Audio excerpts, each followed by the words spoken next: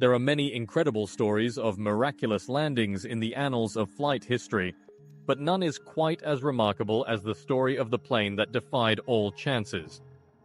The amazing story of the single-wing landing that defied gravity is told in this narrative. Learn the fascinating story of a flight that encountered the unthinkable. The standard pre-flight procedures kicked off at 0:55 a.m. as the clock approached the early hours of that fateful day. The atmosphere was alive with the routine activities, careful inspections, briefings, and an accurate execution of safety procedures. For Scandinavian Airlines Flight 751, it appeared to be just another day. The skilled and seasoned flight crew started their last pre-flight procedures at 58 a.m. Two experienced pilots shared the cockpit. The first was a 44-year-old Danish captain with more than 8,000 flight hours under his belt. The co-pilot, a 34-year-old Swedish first officer, had logged 3,000 flying hours. The highlight of the trip was a very flawless McDonnell Douglas MD-81 named Dana Viking. It had only been in operation for 9 months, as of March 16, 1991, when its first flight took place. Flight 751 was scheduled to transport 122 passengers and 7 committed crew members on this specific day. The flight path was a planned route that left from Stockholm, Sweden, and went through Copenhagen, Denmark on its way to Warsaw, Poland. Scandinavian Airlines Flight 751, which had been carefully organized, took off from Stockholm at exactly 8:47 a.m. local time on schedule. The tragic tale started to come to pass. At 10:09 p.m., the MD-81 touched down at Stockholm Airport, following a journey from Zurich, which marked the start of an unexpected series of events. The plane stood there at the gate, exposed to the bitter cold as the night wore on. The outside temperature dropped to an extremely cold 34 degrees Fahrenheit, just over freezing.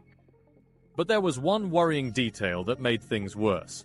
After enduring the icy night, about 6,000 pounds of fuel had been stuck in the plane's wing tanks. The frigid conditions were made worse by the gasoline freezing as a result of the aircraft having flown at cruise altitude earlier. The outside air temperature around the cabin dropped dramatically at such high altitudes, from an astounding 61 to 80 degrees Celsius.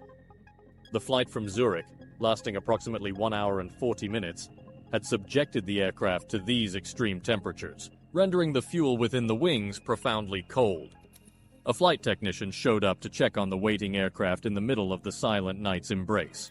His work was simple but vital. He had to carefully inspect the landing gear on the aircraft. But there was a problem. Slush had gotten under the landing gear and had to be removed so that it could be thoroughly inspected. Around 2 in the morning, while the technician was finishing up, he noticed an astonishing finding. As he was saying goodbye to the plane, he was confused to see a layer of frost covering the top portion of the wings. When daybreak finally arrived, things got really bad. Now, a thin, nearly invisible layer of ice had settled on top of the wings, unseen but menacing.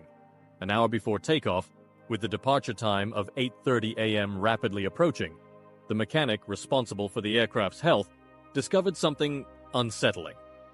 Another layer of frost had formed beneath the wings, covering the underside.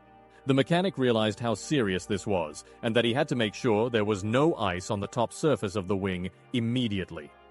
With a sense of urgency, the mechanic sprang into action upon noticing the encroaching ice on the underside of the wings. Climbing a ladder, he cautiously maneuvered onto the wing, kneeling to examine the front section. To his relief, there was no solid ice, just a slushy residue. Continuing his meticulous inspection, he meticulously checked the air inlet of one of the engines, finding no irregularities.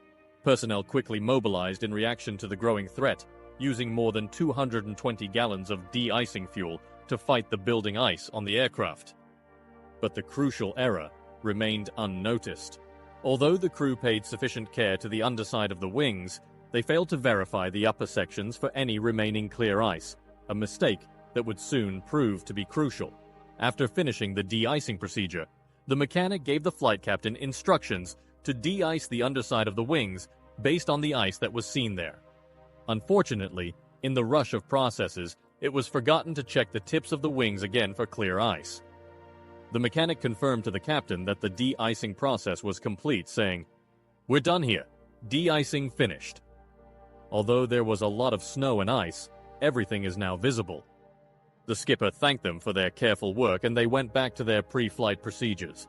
The engines roared to life and the anti-ice systems kicked in as the plane taxied in towards the runway. The crew had no idea that hidden beneath the surface of the wings was the persistent menace of clear ice, a threat that would never speak until it revealed its potentially disastrous nature during the trip. As the flight began, there were no indications of a problem in any of the aircraft's systems. But afterward, a number of passengers spoke forward, describing how they had seen ice slide over the top of the wings during takeoff. Constantly, the aircraft lifted off the ground and began its prearranged flight path to Stockholm. However, the unanticipated consequences of the ignored ice materialized in a disastrous series of events shortly after takeoff.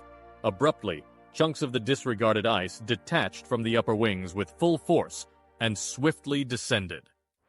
When the pieces struck the engines near the tail on both sides of the aircraft, they irreparably damaged the fan blades. The severe strike created a succession of electrical surges that left the jet in a risky and unpredictable situation.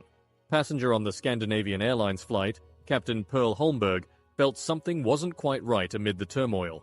She quickly informed a flight attendant positioned in the back jump seat about the right engine's increase after noticing the warning indications. She tried to get in touch with the flight crew, but in the growing chaos, her attempts were ineffective.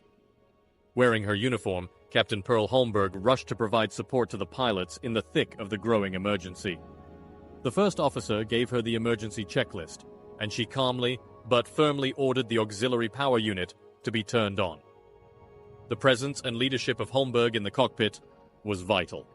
However, in the midst of the impending catastrophe, as the pilots broke through the clouds at a risky elevation of 890 feet, they realized that they were running out of time and had not accumulated enough altitude to reach the airport safely.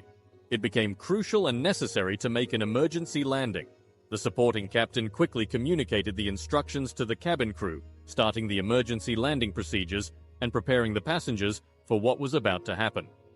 The pilot, faced with few choices, looked down at the landscape and considered the grim situation.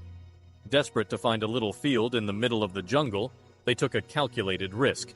The plane quickly dipped only 1,300 feet above the earth, heading toward the selected field close to the Swedish upland settlement of Gatura. The supporting captain opened the flaps in an attempt to lessen the impending impact as the seconds passed. The pilot acknowledged the approaching collision with a distress call to Stockholm Control while flying at an exhilarating height of 183 feet. Seconds later, the aircraft collided with several trees, severing a substantial portion of its right wing. Even as the landing gear extended and the speed dwindled to 139 miles per hour, the plane's tail bore the brunt of impact, fracturing from the fuselage. The aircraft careened across the field, leaving indelible marks, shedding its landing gears along the way in a frantic attempt to halt its hurtling motion. Amidst the field of wreckage, a breathtaking sight materialized. An airplane ripped apart, its fuselage shattered into 3 separate pieces. But in the tumultuous aftermath, something startling became clear. There was no fire. Pictures taken at the crash scene showed the debris, which was both a dramatic reminder of the astounding miracle and the power and tragedy. The scene was unreal, with a broken airplane lying all over the field and its broken pieces dispersed like pieces of a terrible jigsaw puzzle. The fact that all 129 passengers on board miraculously survived the event was remarkable. This was not a random event. Rather, it was the result of the flight attendants' clear instructions and fast thinking. The flight attendants' prompt action and accurate direction were crucial in this situation of impending danger. As the plane plummeted toward its chaotic landing, their cool head and prompt instructions helped the passengers assume the brace posture and prevent fatalities.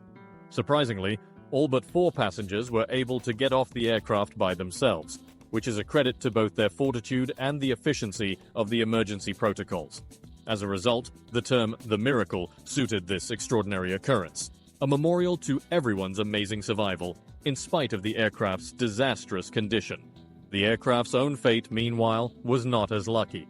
The 9-month-old aircraft sustained damage that could not be repaired, making it an immediate write-off. The flight crew's brave acts won them significant praise. especially for their deft and exact handling of the aircraft in such a dangerous and quickly changing circumstances. Thinking back on the terrifying ordeal, the captain recognized the seriousness of the challenge their abilities were put to, a proof of the breadth and depth of the difficulties encountered. He expressed great pleasure in his crew's response and relief that everyone survived, but he also made the heartbreaking choice that he would never fly commercial aircraft again, demonstrating the lasting effects of this amazing but terrifying incident on everyone involved.